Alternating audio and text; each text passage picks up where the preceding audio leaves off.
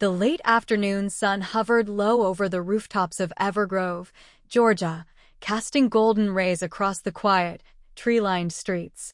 It was the kind of town where everyone knew your business before you even had the chance to live it. A town where silence spoke louder than words, and where outsiders weren't exactly welcomed. They were tolerated at best and whispered about at worst. Monica Fields had only been in Evergrove for 3 months. At 29, she had just finished nursing school back in Atlanta, and the opportunity to start fresh in a quieter, more affordable place had sounded like a good idea. The town's clinic had promised an opening in a few weeks. Until then, Monica filled her time with long walks, job applications, and afternoons in the park reading books under the sycamore trees.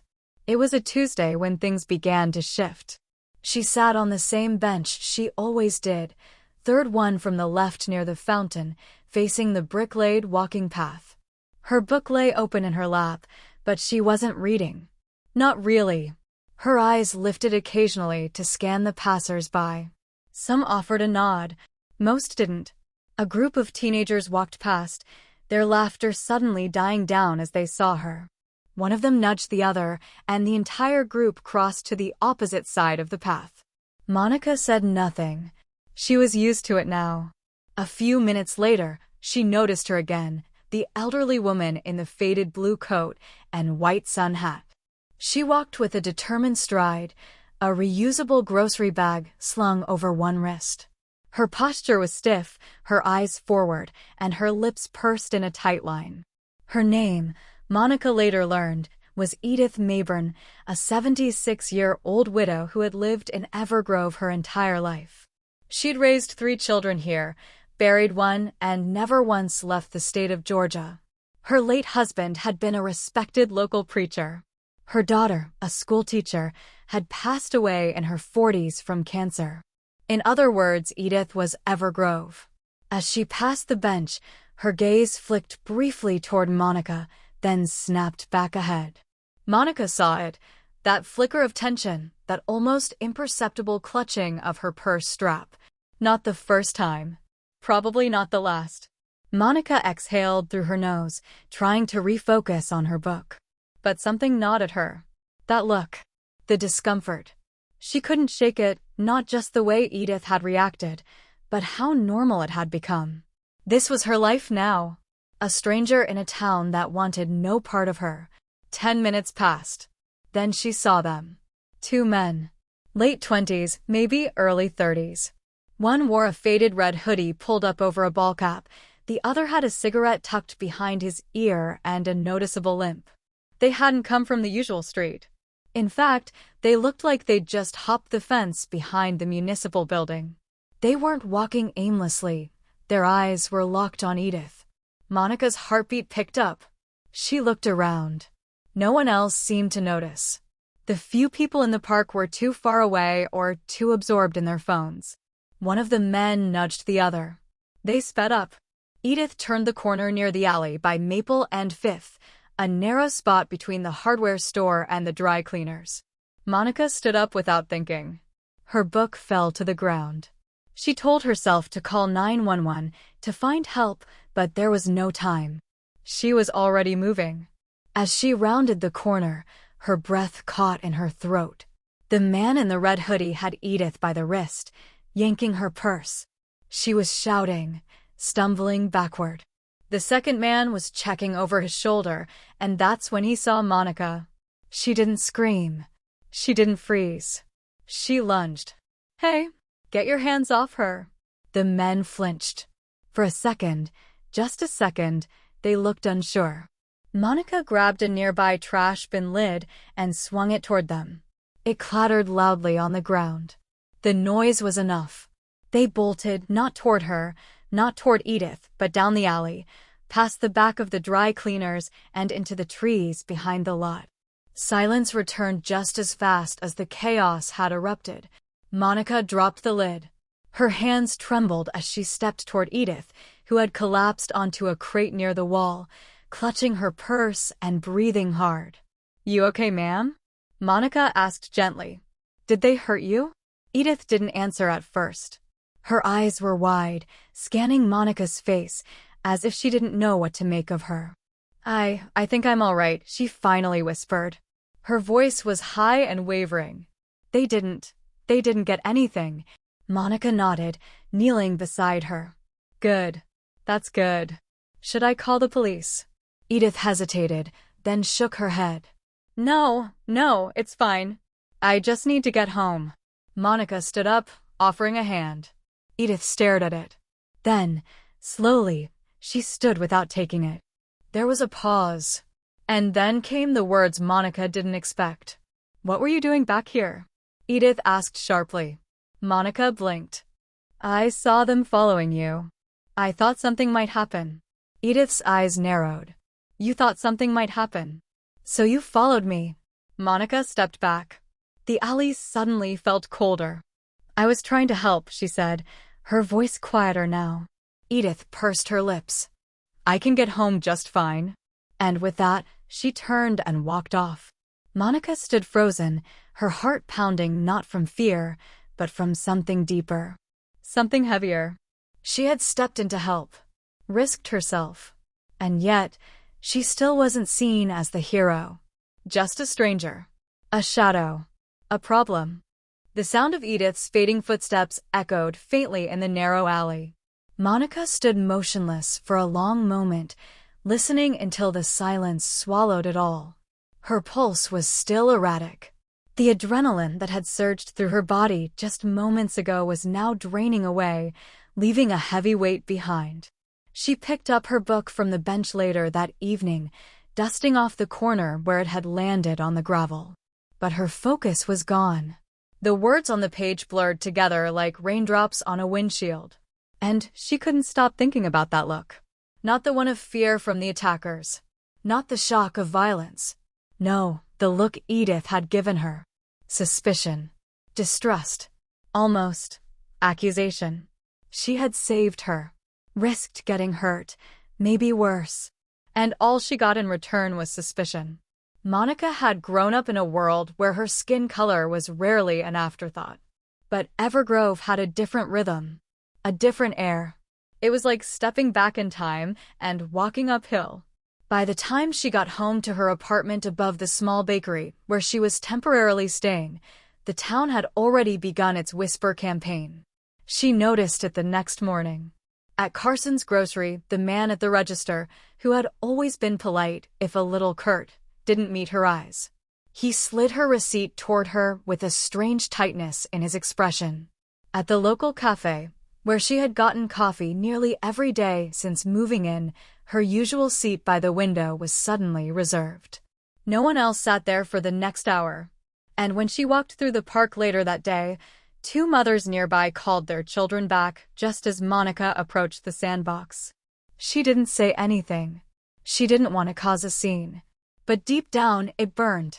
Word traveled fast in Evergrove. And by Thursday afternoon, it reached her directly. She was sitting in the park again, not reading this time, just staring off at the rippling fountain, when a sharp voice cut across the path. You're Monica Fields, right? She looked up. It was Officer Rick Latham, broad-shouldered and sun-worn, in his late 50s. A staple of Evergrove's local force, known more for breaking up bar fights and writing parking tickets than any real policing. He had a leather notepad in one hand and mirrored sunglasses resting on his cap. I am, Monica said slowly, standing. We got a report about an incident Tuesday afternoon. Alley behind Maple and Fifth. You were involved. Monica blinked. Yes. I saw an elderly woman being mugged. I intervened. The men ran off. Rick scratched his neck, flipping the notebook open. That woman was Edith Mabrin. I know, Monica said. I didn't know her name then, but yes. I tried to help her. Rick nodded slowly. Thing is, Mrs. Mabrin gave a slightly different version. Monica frowned.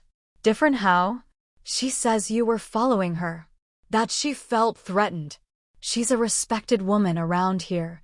Lotta people vouch for her character. I was protecting her, Monica said, voice rising a notch. Those guys were targeting her. I saw them, I watched it happen. Rick gave her a long, unreadable look. I'm not accusing you of anything, Miss Fields. Just doing my job.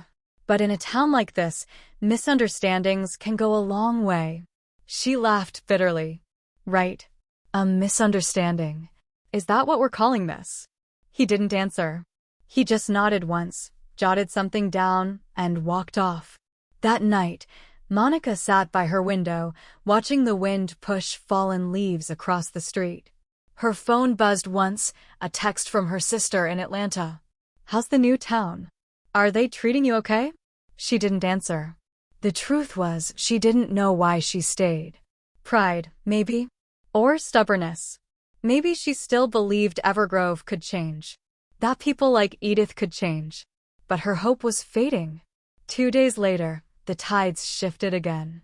Monica was walking home from the post office, arms full of mail and a care package from her cousin, when she heard a voice behind her. Wait, wait. Excuse me. She turned. It was Ruby Carlson, a woman in her late 30s, pale blonde with freckles and kind eyes. She ran the Evergrove Senior Center and had chatted with Monica once or twice in passing. Hey, Ruby said, catching her breath. I heard what happened in the alley. I just wanted to say, not everyone here is like that. Monica raised an eyebrow. Like what? Suspicious. Judgmental. Ruby looked embarrassed. I've been trying to get Edith to come around, but she's old-fashioned. And not in a good way. Monica softened slightly. I appreciate that. Really. I also wanted to ask you something, Ruby said. Would you consider volunteering at the center? Just a few hours a week. We're always looking for good people. And I could really use another pair of hands. Monica hesitated. I don't know if I'm your town's idea of a good person, she said. Ruby smiled gently. You saved one of our own. Whether she realizes it or not, you already are. The next week, Monica showed up. Nervous. Unsure. But determined. She helped with serving meals, checking blood pressure, organizing medication schedules. The seniors responded slowly, cautiously. But her kindness, her warmth, it started to cut through. All except one.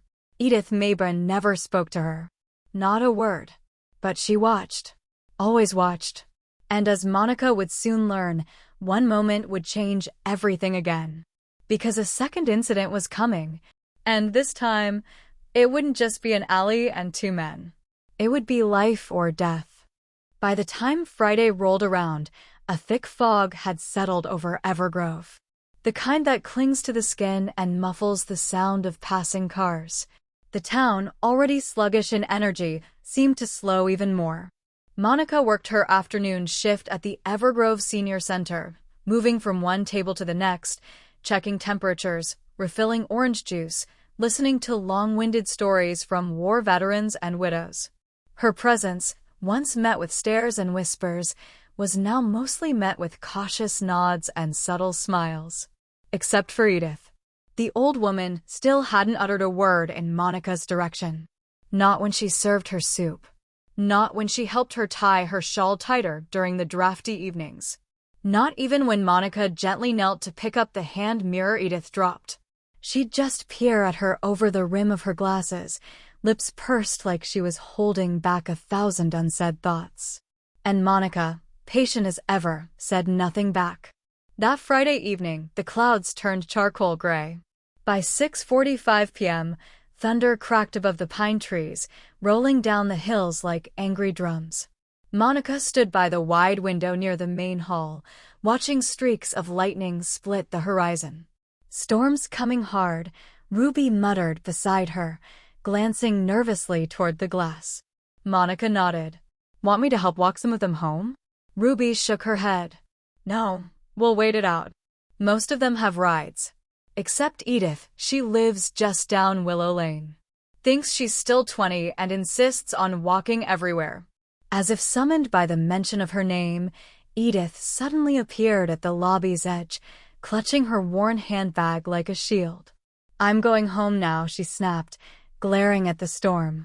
Mrs. Mabron, Ruby stepped forward. We really recommend you wait. That lightning's getting close. I'm not a child, Edith barked. I've lived through 5 hurricanes and outlasted 2 husbands. I'll survive a little drizzle. But Monica saw it, the way Edith's fingers trembled slightly on her purse strap. The way her eyes darted left and right as thunder cracked again. I'll walk with you, Monica said, softly but firmly. Edith froze, as if the idea of sharing an umbrella with Monica was more horrifying than the weather outside. I don't need. I know you don't, Monica interrupted gently. But I do. The wind's worse when you walk it alone. A long pause. Then, to both Monica's and Ruby's shock, Edith nodded once. Tightly, grudgingly. They stepped outside into the storm, sharing a wide black umbrella. Rain pelted the ground like nails. Wind howled between buildings. Edith's thin shoes sloshed with every step. Neither spoke for the first block. Then Edith muttered, "You didn't have to save me, you know." "I didn't do it for you," Monica replied. "I did it because it was the right thing to do." They walked in silence again. Rain soaking the hem of Monica's jeans. Thunder rolling above them. "You people always want to be the heroes lately," Edith said under her breath. Monica stopped walking. The umbrella tilted slightly, rain dripping between them. "What do you mean by that?" Edith squinted, as if surprised Monica had actually challenged her. "I mean, you swoop in, play the part, and expect us to change our minds overnight. You think I'm here to impress you?" Monica asked. "That I need your approval?" Edith didn't answer. Monica shook her head. "You know, I came to Evergrove for peace. For quiet. I didn't come to fight your ghosts. But I didn't come to bow to them either." Edith blinked rapidly, her expression unreadable. Then something changed. A sound. A faint click in the dark. It came from the narrow alley just beside the abandoned barbershop on Willow Lane, barely visible in the shadows of the flickering street lamp. Monica's body tensed immediately. Then, "Give me the purse." 2 figures stepped from the alley. Young, maybe 18 or 19. One wore a soaked hoodie. The other had a bandana pulled over his mouth and a trembling hand gripping a small knife. Edith froze in place. Her face drained of color. "I said," the one with the knife stepped forward, hand over the purse. "Don't make me." But before he could finish, Monica had stepped in front of Edith. "Easy," she said calmly. Her voice steady despite the terror bubbling inside her. "We don't want trouble." "Then don't cause any," the boy snapped. His hand shook visibly now. "Give it up." Edith whimpered behind her. "Look," Monica said slowly, reaching into her own pocket and pulling out her phone. "Here. Take it. Just let us go." The boy lunged forward and slipped. His foot caught on a broken curb edge, and he stumbled. For a second, the knife dropped and skidded toward Monica's boot. She kicked it far across the sidewalk, the sound of metal clanging sharp and final. The other boy bolted immediately, disappearing into the darkness. But the one who had the knife, the one who had just fallen, froze, now unarmed, staring at Monica with wide, wet eyes. She didn't yell, didn't threaten. She just looked at him and said quietly, "You're better than this." And with that, the boy turned and ran. Edith sat on her porch 10 minutes later, still shaking, a blanket around her shoulders. The storm had weakened, now just a soft drizzle in the grass. She looked at Monica, who was wet to the bone, hair matted against her face. "You saved me," she whispered, for the first time with clarity and shame. Monica gave a soft smile. "No," she replied. "This time we walked through it together." And from that moment, everything began to shift. The next day, Edith Mabern told the truth.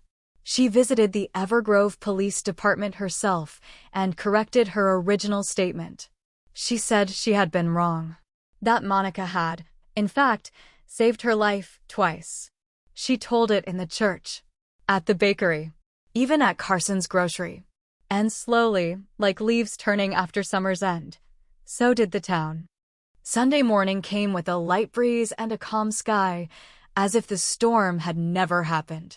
The grass glistened with dew, and the sun pushed gently through clouds like a warm apology for what the town had endured. Monica sat on her front porch, legs crossed, sipping a steaming cup of herbal tea. Across the street, a few neighbors were tending to their gardens. The usual stares she received had turned to shy glances and, in a few cases, nods. Real nods. From people who hadn't acknowledged her presence in months. Her phone buzzed. A text from Ruby. Edith's telling everyone. "You're kind of a legend now." Monica smiled faintly. She didn't want to be a legend. She just wanted to be safe. To belong. Then, another buzz. Unknown number. Meet me at Grace Baptist. 10:15. I owe you. No name. But Monica knew. Edith. Grace Baptist Church, Evergrove, Alabama. She hadn't stepped inside a church in over a year. Not since moving to town. Not since her first attempt ended with her being told, politely but firmly, that this congregation isn't used to new faces. She stood outside the stone building with the white steeple, her breath catching slightly. Then the heavy oak doors opened, and Edith Mabrin stood on the other side, wearing her Sunday best, navy blue gloves and all. "You came," she said softly. "I said I would." Edith looked different. Not younger. Not warmer. But humbled. As if something inside her had cracked just enough to let the light in. They entered together. The room was already full. Rows of pews lined with families, most of whom had avoided Monica in the past. Conversations hushed when she walked in. Heads turned. But this time, Edith didn't let her walk alone. She placed a hand on Monica's arm, guiding her forward, right down the center aisle. And when the two of them sat together, in the second row, whispers fluttered like startled birds. The service began. Hymns were sung. Psalms were read. But the atmosphere was thick with tension. Not hostility, but something deeper. Curiosity. Eyes darted toward Monica like she was a parable unfolding in real time. She could feel every heartbeat behind her, every stare pressing gently into her back. Then, halfway through the sermon, Pastor Ronald tapped the microphone gently. He cleared his throat, adjusted his glasses, and said, "Before we continue, I believe one of our own has something to say." "Sister Edith?"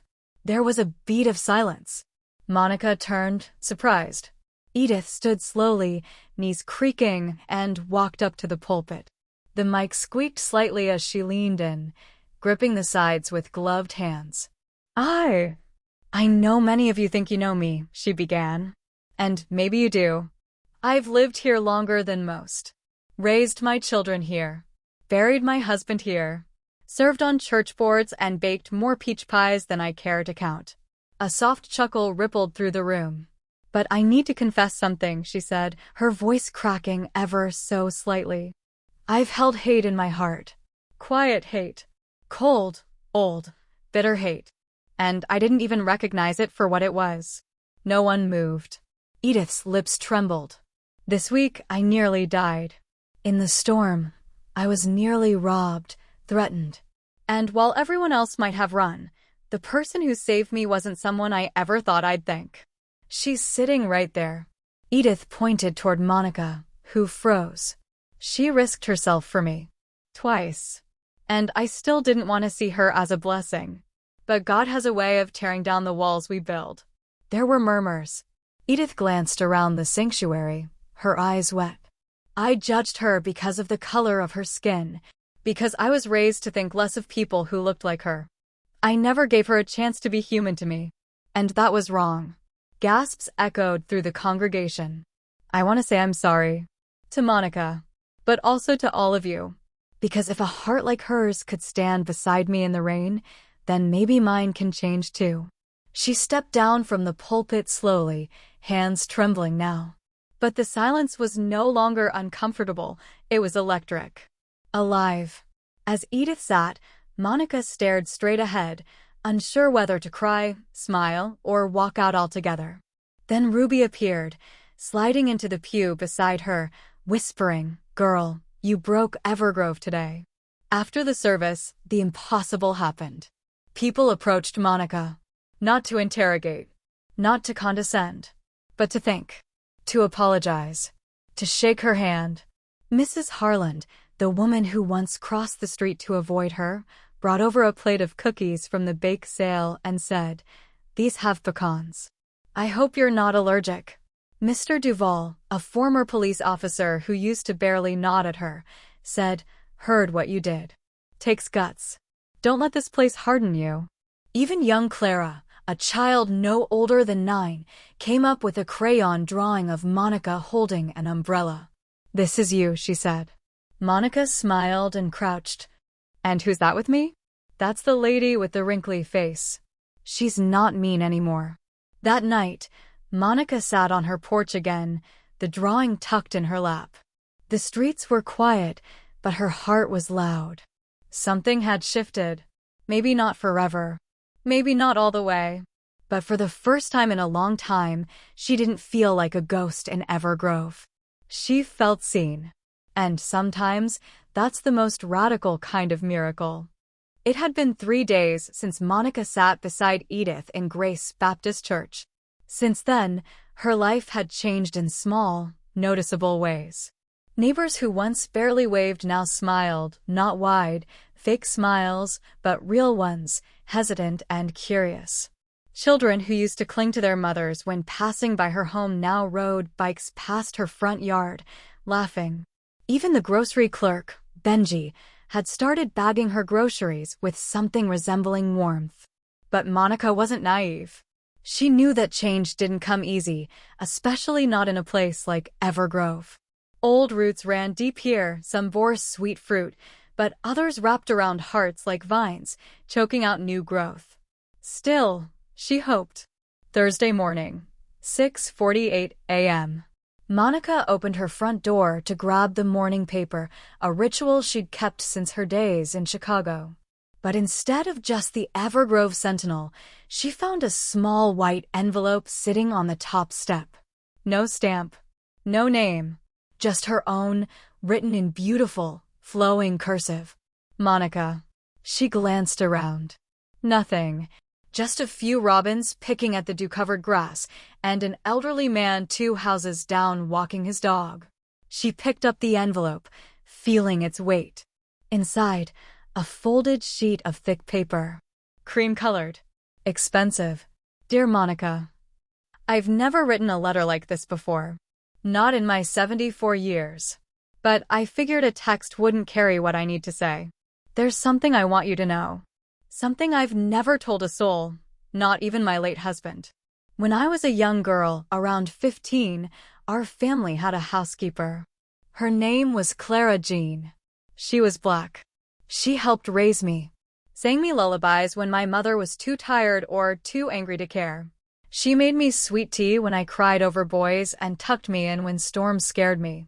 I loved her like kin, but one day, I overheard my father saying awful things. Words I didn't fully understand but repeated to Clara anyway, thinking I was clever. I wanted to seem older, more grown up. Her face broke, like a window hit by a stone. The next morning, she was gone. No note, no goodbye, just silence. My father never spoke of it again. My mother acted as if Clara Jean never existed. But I remembered. Every day. I think I started building a wall that morning. A wall made of guilt and shame, brick by brick, year by year. You reminded me of her, Monica. Not just because of your kindness, but because of your bravery. I don't deserve your forgiveness. But I hope this truth means something. Thank you for saving my life. I hope one day I can return the favor. Edith Mayburn. Monica stood frozen on her porch for a long time. Her tea cooled. The sun climbed. The town woke. But she just stood there, holding a past that wasn't hers, but had shaped her life nonetheless. The letter was more than a confession. It was a bridge. A small one. Fragile, but real. That afternoon, Maybon residence. Monica knocked on Edith's door just after 2. The old house was as neat as ever, the hedges trimmed into perfect domes. Edith opened the door herself. Her eyes fell to the letter in Monica's hand. I figured you'd read it, she said, almost bracing. Monica nodded. I did. Edith opened the door wider. Would you like to come in? This time, Monica stepped inside without hesitation. The living room was like stepping into a Norman Rockwell painting, antique clocks, porcelain angels, floral wallpaper. It should have felt foreign, but somehow it didn't. They sat in silence for a moment. Then Edith said softly, "You remind me of Clara. The way you carry yourself. The way you look people in the eye even when they don't deserve it." Monica's voice barely rose above a whisper. Do you want to find her? Edith blinked. What? Clara Jean. Maybe she's still alive. Maybe she deserves more than just being a ghost in your memory. Tears welled in Edith's eyes. I wouldn't even know where to begin. Monica pulled out her phone. I might. That evening, they sat together with laptops and notepads, tracing fragments of an old life. Public records, directories, church bulletins, cemetery registries.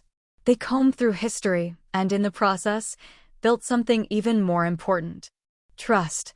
Between two women who were never supposed to share a room. Later that week, town hall meeting. The mayor had called a community forum to discuss crime after the storm, thefts, looting, and emergency services. It wasn't the kind of event Monica usually attended. But this time, she was asked to. As she stood at the microphone, Edith by her side, a hush fell over the crowd. Monica looked out at a sea of faces, some wary, some warm, all listening. I moved to Evergrove hoping for a quiet life. Hoping to belong. I didn't expect to find friendship in someone I once thought hated me. But what I've learned is this: healing takes honesty. And honesty takes courage. She glanced at Edith, who nodded, eyes glassy. This town has old scars. We all do. But maybe we're brave enough to look at them now. To heal out loud. The room erupted in applause. Real applause. The town of Evergrove had not changed overnight, but something inside it had shifted, quiet, yet powerful. Monica had spent days searching for Clara Jean Simmons' family, digging through Facebook groups and old church photos.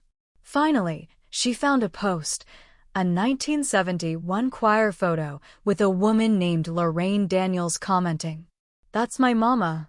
Miss her every day." Monica called the number from Lorraine's Pi business page. "Hi, I think I may have news about your mother." A stunned silence. Then, "I'm listening." 3 days later, church parking lot. Lorraine drove from South Carolina to Evergrove. Monica and Edith waited by the old oak tree. Edith's hands trembled. "She might hate me," she whispered. "She might," Monica replied. "Or she might forgive." When Lorraine arrived, she looked at Edith and said, "My mama talked about you. Even when she was dying." "I was awful to her," Edith said, crying. "But I never forgot her." Without a word, Lorraine stepped forward and embraced her. That evening, Monica's porch. Later that night, Edith came to Monica's porch holding an old copper lantern. "It belonged to Clara Jean. Lorraine wanted you to have it." Monica's eyes filled with tears. The lantern glowed with warmth, not just from the flame, but from everything it now meant. 1 year later, Fall Festival. A mural was unveiled in the town square. At its heart, two women, Monica and Edith, standing side by side. Beneath them, the inscription, "Bravery doesn't always wear a badge. Sometimes it just answers the door." Final scene. The porch light. That night, Monica turned on the lantern. And slowly, across Evergrove, other porch lights followed, one by one. Not just for light, but as a sign that someone was still awake. That change had come. And that even in silence, healing was possible.